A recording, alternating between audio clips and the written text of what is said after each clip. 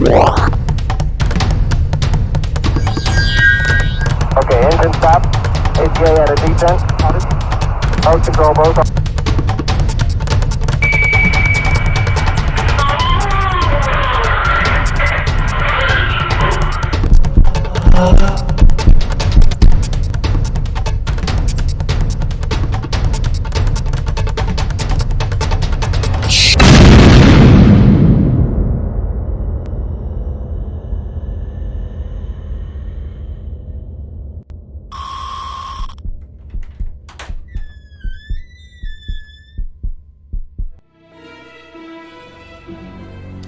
Puede ocurrir cualquier noche, incluso esta, ¿por qué no?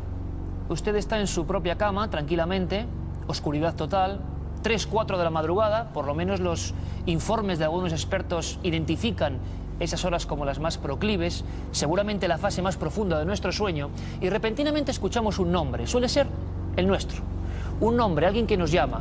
Nos despertamos rápidamente, a veces no podemos incorporarnos porque sentimos que todo el cuerpo está completamente paralizado. Parálisis del sueño. Después una visión, alguien humano o una sola cara, un rostro flotando que nos mira. Puede incluso que lo identifiquemos con alguien fallecido, un amigo de la infancia, algo absolutamente absurdo. Muchos piensan que puede ser un sueño lúcido. La psiquiatría y la psicología han intentado explicar estos terrores nocturnos, pero esta noche aquí en Cuarto Milenio queremos saber un poco más.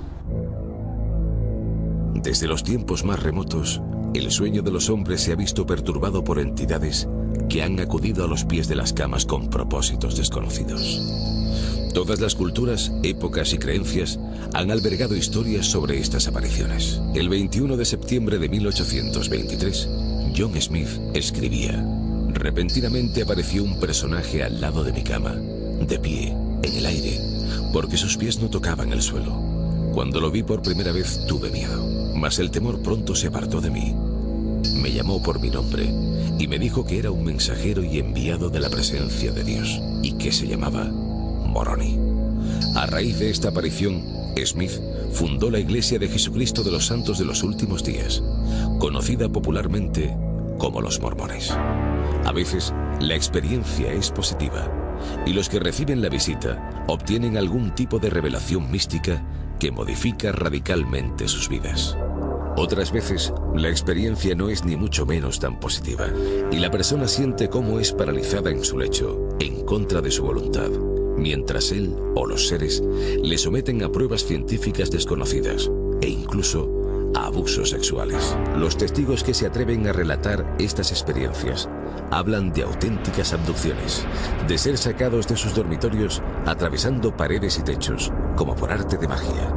El autor estadounidense Whitley Strieber relató en su bestseller Comunión cómo durante años él mismo fue víctima de estas visitas que en su caso le provocaron un profundo trauma.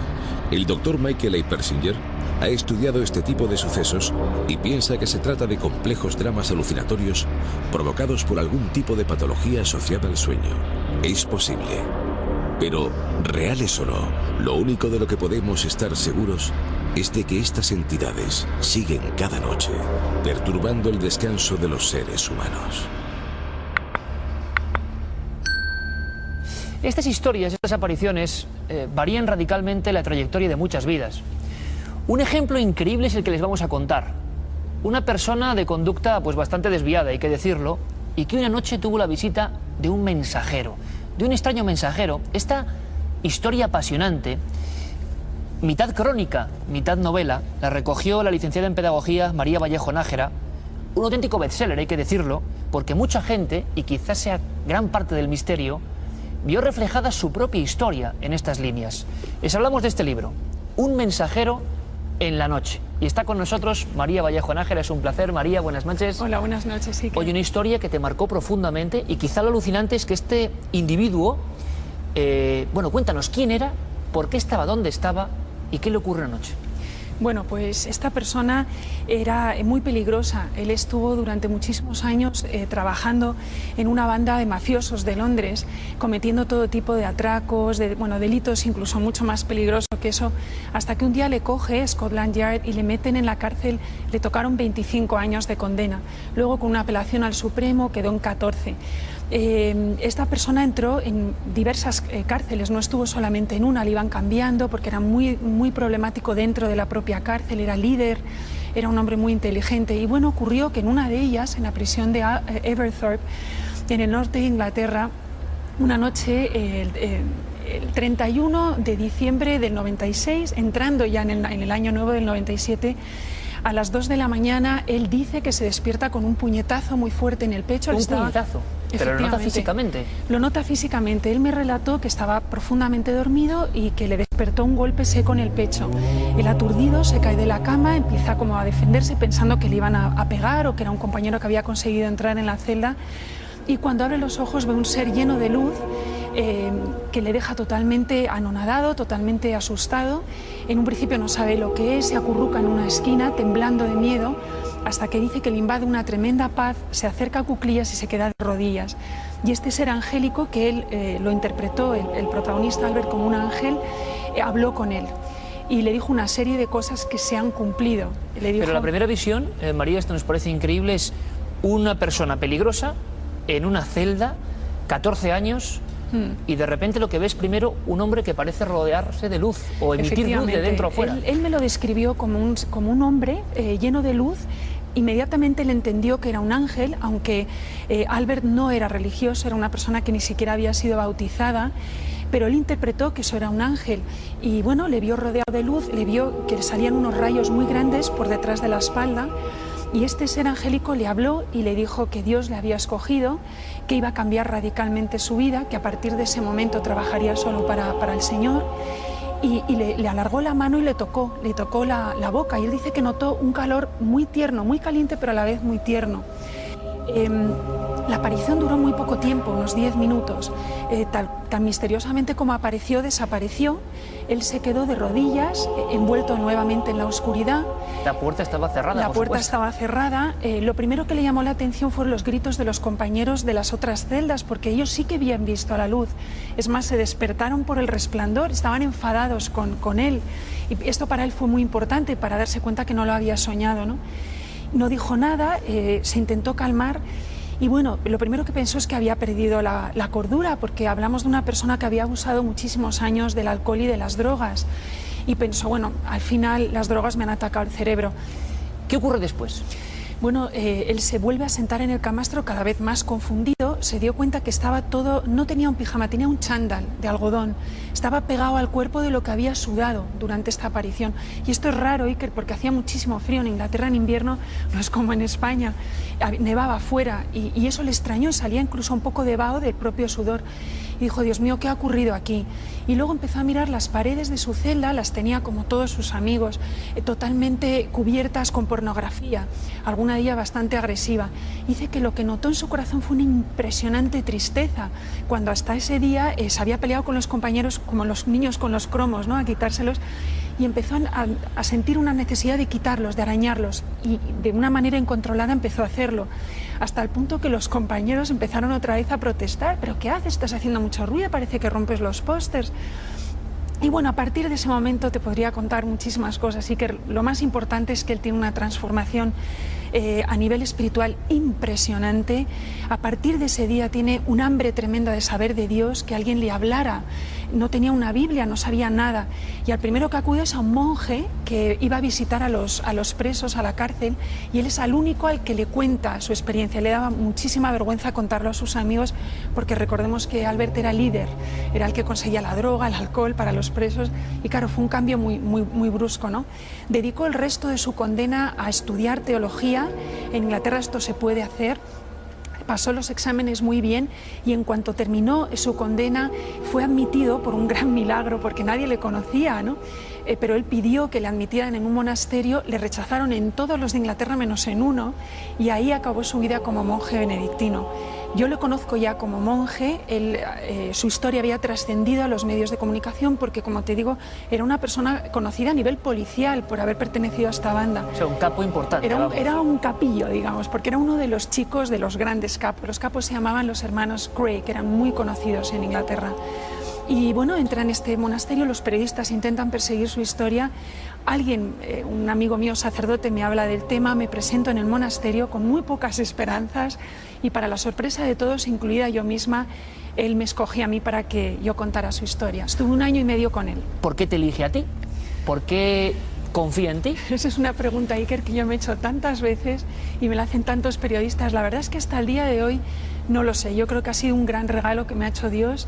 Él siempre me contestaba que él había rezado mucho para escoger a la persona adecuada y que en su corazón sentía que yo no era la adecuada. ¿Y tú por qué fuiste allí? Porque un sacerdote amigo mío me convenció, me dijo, ¿por qué no vas? Está esta persona ahí, él sabía que yo era escritora, este amigo mío, y me convenció.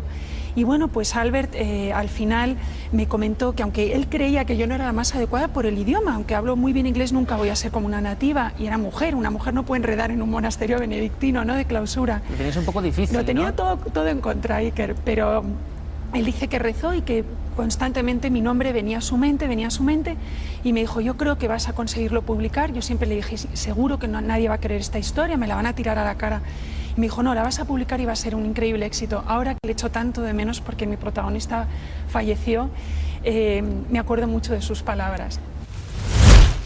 Estos seres que se plantan de noche en la habitación de los humanos tienen ahora un nombre, visitantes de dormitorio. Efectivamente, bien a través de entradas normales como entrar por una terraza, entrar por una puerta, forzar los sistemas de alarma sin que estos suenen, algo más, todavía más increíble, el hecho de ver unas extrañas luces y ver que vibra la pared y a través de la pared, como si vinieran de otra realidad, entrar a alguien en el dormitorio, algo prácticamente inconcebible, algo que hace que algunos especialistas lleguen a pensar que es algo barajado sobre la mente, es decir, sobre el subconsciente de la persona y no sobre la realidad, porque en esto, lógicamente, hay teorías y puestos de todas clases. No sabemos si los visitantes de dormitorio está directamente relacionado con lo que se considera una abducción. Hay personas que tienen lo que conocemos como parálisis del sueño, es decir, personas que se despiertan y no saben, no se pueden mover, lo pasan realmente mal. Yo conozco varios casos y en ese trance describe lo que denominamos como visitante de dormitorio, una suerte de figura de cara lejana que se va acercando. Hay diferentes descripciones, pero que no tienen por qué ser abducidos propiamente dicho. La abducción significa secuestro, cosa seria. Es decir, entonces hay que diferenciar, yo creo, entre unos casos y otros. La idea de los visitantes de dormitorio al sentir presencias cerca es, de alguna manera, como las abducciones, pero mucho más, algo que viene desde siempre. O sea, siempre ha habido gente que ha sentido presencias cuando estaban durmiendo cerca, antes de dormir, antes de despertar. Y hay dos explicaciones, una racionalista que lo atribuye a dos fenómenos, que son hipnagogia y fenómenos hipnopómbicos, pero se ha interpretado en cada época de formas muy distintas. Por ejemplo, como visitas de aparecidos o sobre todo como visitas diabólicas, sobre todo con contenido sexual. Curiosamente lo mismo que va a ocurrir con los ovnis, y entonces se habla de demonios íncubos o súcubos según sean machos o hembras. Desde que el hombre se le supone ese desarrollo intelectual que hoy en día tenemos, la figura de entidades especiales que en un momento determinado se llevan o actúan sobre las personas durante el sueño es algo que históricamente está recogido. Los chamanes se metían en una cueva para ser abducidos, y digo abducidos, por entidades espirituales que eran las que después le enseñaban. O sea, estamos hablando de que es una creencia que ha ido evolucionando con el hombre, es un fenómeno que siempre se ha dado, lo que pasa es que en cada época lo explicamos con una razón. Entonces, ¿cuál sería la explicación racional a todas estas experiencias? Hay muchas y múltiples teorías, volvemos a lo mismo, son casos increíbles, desde visitantes del futuro, desde seres extraterrestres, seres de otras dimensiones, seres incluso de civilizaciones anteriores que vuelven ahora. Es decir, el abanico es tan amplio como inconcebible. Es decir, a cualquier teoría podemos encontrarle otra opuesta. Esta es una historia curiosa porque saltó hace algunos años cuando un investigador de la Universidad de Pensilvania llamado David Hafford publicó un libro que ahora se va a publicar en castellano. Se titula El terror que acecha en la noche. Y en él se mostraba muy sorprendido de que en distintas culturas y en distintas épocas históricas aparecían siempre una misma clase de relatos que se asociaban a presencias de dioses, de espíritus, de fantasmas, de extraterrestres, en las que una persona normal y corriente se despertaba súbitamente en mitad de la noche, sufría una parálisis total del cuerpo, es decir, apenas podía mover los ojos y siendo muy consciente de que estaba paralizada en su dormitorio, en su entorno habitual, empezaba a sentir un ataque de pánico, se sentía vigilado, como si hubiera alguien dentro del dormitorio buscándolo o mirándolo, incluso a veces sentía una presión en el pecho. En México, por ejemplo, a esto se le llama bajarse al muerto, es una expresión que, en fin, bastante popular, ¿no? Como si hubiera algo encima de ti, un espíritu que te paralizara.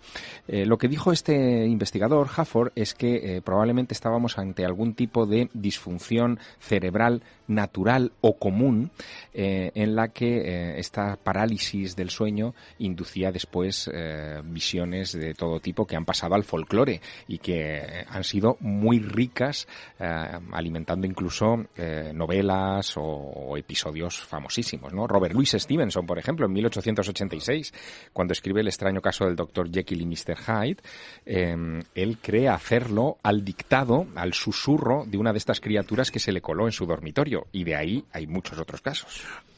Lo que pasa es que ¿quién no ha tenido alguna pesadilla? Claro, el tema está en que hay ciertos aspectos de estas experiencias que no están vinculadas a las pesadillas. Las pesadillas se producen siempre en la fase REM, lo que se llama la fase de los movimientos rápidos del ojo del sueño, ¿no? Es la fase más profunda. En esa fase sabemos que el cerebro desconecta el cuerpo, es decir, los movimientos musculares no se producen porque imagínate, si tú estás soñando que estás saltando, en fin, detrás de alguien, pues tu cuerpo, los músculos de tu cuerpo harían esa función y te herirías, ¿no? Bueno, pues el cerebro es sabio, desconecta las funciones musculares del cuerpo durante la fase REM, pero es una fase muy profunda. En estas visiones, en estos terrores nocturnos, este tipo de episodios no se producen en el momento de mayor profundidad del sueño. Suelen producirse al inicio o al final de las horas en las que tú estás tumbado. En una pesadilla tú estás en cualquier lugar del universo, ¿no? Cualquier cosa que tú eres capaz de generar, de imaginar. En cambio, en estos terrores nocturnos, cuando abres los ojos súbitamente en tu habitación, tú estás en tu habitación, en tu cama, junto a tu mujer, o en fin, en el lugar donde habitualmente estés, ¿no? No es algo que sea ajeno, sino que estás en tu lugar. Eso es lo que lo hace completamente diferente, y de ahí la reacción de terror, claro, que tú sientes, y la impotencia, ¿no? Muchos de estos terrores nocturnos se producen en el periodo de crecimiento, ¿no? Hasta los 12, 13 años son más frecuentes en individuos jóvenes que en individuos adultos, aunque algunos tienen, no sé si decir la mala fortuna o la fortuna, no lo sé, de no desconectarse nunca de estas experiencias. Mira, por ejemplo, Bruce Lee, ¿no? De él decía la leyenda que batallaba a menudo con una entidad diabólica que incluso le causó la muerte en 1973. Hay muchas biografías que hablan de esa sombra, ¿no? Hace unos años, en 1996, se publicó un libro titulado Bruce Lee Fighting Spirit, de uno de sus últimos biógrafos, Bruce Thomas, donde desvelaba las batallas con esta sombra, y las descripciones que hace de ese proceso son idénticas a este retrato robot que os he esbozado, ¿no? De sentir esa parálisis, de abrir los ojos repentinamente y de enfrentarse a lo desconocido. Hace no tampoco muchos años, un autor americano, Whitley Strieber, publicó un libro titulado Comunión, que estuvo durante 23 semanas el número 1 en las listas de bestsellers del New York Times, y en donde contaba su propia experiencia con unos alienígenas que se colaban en su habitación y lo sometían a todo tipo de experimentos, de pruebas, ¿no? El retrato robot de Strieber impactó tanto en la opinión pública norteamericana, estoy hablando de finales de los 80, que generó una auténtica psicosis. Los periódicos, la revista Time, en fin, todos los grandes rotativos hablaban de estos visitantes de dormitorio. Él recibió miles de cartas de ciudadanos, lectores de su libro, diciendo que habían experimentado exactamente lo mismo y que buscaban algún tipo de paliativo de tratamiento para evitar estas visiones tan terroríficas. Hay un caso famoso, está en los libros de historia, que es lo que le ocurrió a George Washington, ¿no?, el primer presidente de los Estados Unidos. En 1778, el general Washington entonces estaba en plena guerra de la independencia, en uno de los sitios más famosos de la guerra, que es el sitio de Valley Forge, en Pensilvania, y allí, estando en su tienda de campaña, él recibe la visita de una mujer radiante, la describe así, que se cuela en su dormitorio, no puede moverse ante la aparición de esta figura, y le muestra al general Washington, allí como en una nube que genera esta mujer a su alrededor, cómo va a ser el futuro de las colonias que él está tratando de independizar de la metrópoli británica, ¿no? Aquello, lejos de asustar a Washington, ahí le provocó un efecto contrario, le dio coraje, ¿no? Dijo, bueno, pues, si el futuro es nuestro y esta visión me lo ha revelado, porque él lo interpreta como una revelación casi divina, pues vamos adelante, ¿no? Y allá que fueron, claro, evidentemente, y terminaron ganando la guerra de la independencia. ¿Desde cuándo hay constancia histórica de terrores nocturnos? Bueno, hay referencias muy antiguas, pero por no salirnos de nuestro contexto, digamos, cultural, fíjate que en la propia Biblia hay algunas de estas historias, ¿no? Cuando el relato de José, el padre de Jesús, recibe la visita del ángel y le dice que su mujer, María, está embarazada, está encinta, ahí tenemos también, en síntesis, una de esas apariciones nocturnas. José se levanta, se despierta súbitamente de su lecho y tiene esta aparición que le indica lo que le está ocurriendo a María. Luego, incluso en la Biblia tenemos anotaciones sobre la presencia de esto. Es interesante porque David Hafford, el autor de este libro que se va a publicar, como te digo, en español en breve, El terror que acecha en la noche, recoge este tipo de tradiciones en todo el mundo y sobre todo se da cuenta de las muy diversas interpretaciones que se le ha dado, ¿no? En Canadá, por ejemplo, se hablaba de la vieja bruja como una de estas visiones. En otros lugares, incluso en época de Roma, pues se hablaba de apariciones de las diosas, ¿no? Bueno, es interesante porque estamos ante algo que sucede dentro de nuestra cabeza y que no sabemos muy bien todavía hoy interpretar, pero que ha generado mucho mito y mucha literatura. ¿Y tú crees que se pueden combatir estos terrores, plantarles cara de alguna manera? ¿Tienen algún tipo de tratamiento? Bueno, Whitley Strieber, este hombre que se hizo famoso en Estados Unidos con ese libro, Comunión, en 1987, decía que ante una cuestión que parece que tiene un origen profundo en nuestra psique, lo que hay que hacer es plantearle una solución también de esa naturaleza. Hay que negarse a tener este tipo de intervenciones, negarse mentalmente, no dar permiso para que estas criaturas o estos miedos te acechen en tu dormitorio, y con un poco de entrenamiento, de fortaleza mental, podríamos vencerlos. Nadie es amigo, al menos entre estos expertos, de utilizar medicación. No es una enfermedad, de hecho, no hay una conexión clara con patologías mentales. Es algo atávico y muy profundo de la psique humana, los terrores nocturnos. Habla de visitantes de dormitorio. Sí, esa es, digamos, uno de los términos que se han popularizado en estos últimos años. Quizá el término más correcto desde el punto de vista de la psicología sería el de terrores nocturnos, ¿no? Terrores nocturnos, así recuerdo yo que nos lo contabas. Claro, y es un episodio relativamente frecuente, ¿no? Muchas personas lo han tenido. Se suele producir siempre entre el estado de vigilia y el estado de sueño, o entre el estado de sueño y el estado de vigilia. Claro, él preguntaba dice, yo pensaba que era un sueño, pero es que lo viví como real. Claro. No se podía mover realmente, dice. Sí, bueno, la explicación que dan los científicos también a esto es que en ocasiones, digamos que no todo el cuerpo se despierta de golpe, ¿no? Entonces el sujeto en cuestión que tiene esta visión está todavía con imágenes oníricas en la cabeza, pero no es capaz de mover su cuerpo porque está en ese estado de cuerpo durmiente. Pero su cerebro empieza a funcionar parcialmente y tiene la sensación de que esas imágenes oníricas se han trasladado al mundo real. Pero es claro, horrible eso, ¿no? Tiene que ser una sensación. Depende con lo que sueñes. Tú me lo contabas, sí. Claro, bueno, eso sí. Claro, Si pero está Claudia Schiffer ahí en la puerta, pues a lo claro, mejor pero fíjate que es un asunto que ha generado muchísima literatura a lo largo de los siglos, ¿no? Por ejemplo, en la Edad Media, este tipo de terrores nocturnos evidentemente tenían una interpretación diabólica, ¿no? Se hablaba de íncubos y súcubos, de diablos que incluso mantenían relaciones sexuales o forzaban a esa gente. Había también, por ejemplo, una expresión muy típica en América del Sur que sigue todavía funcionando, que sigue todavía utilizándose, que es la de "se te ha subido un muerto". Porque tiene el que tiene esa experiencia vive la impresión de que su pecho está oprimido, como si tuviera un peso encima, como si alguien se le hubiera subido realmente encima, ¿no? Y luego, por supuesto, en épocas mucho más recientes se ha llegado a conectar incluso con extraterrestres. Fíjate que un libro sobre este tipo de terrores nocturnos llegó a ser durante muchas semanas número 1 en las listas de los más vendidos en Estados Unidos.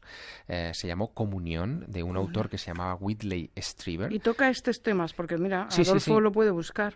Es muy difícil de encontrar, Comunión, pero bueno, yo siempre recomiendo, ahora en Internet es verdad que se pueden rastrear muchas de estas cosas, hay páginas como Iberlibro que permiten encontrar este tipo de libros descatalogados, que lo busque, pero este Comunión de Whitley Strieber es muy llamativo porque él asociaba los terrores nocturnos que él tenía con visitantes extraterrestres, que era, digamos, la última ya de las interpretaciones. Ya.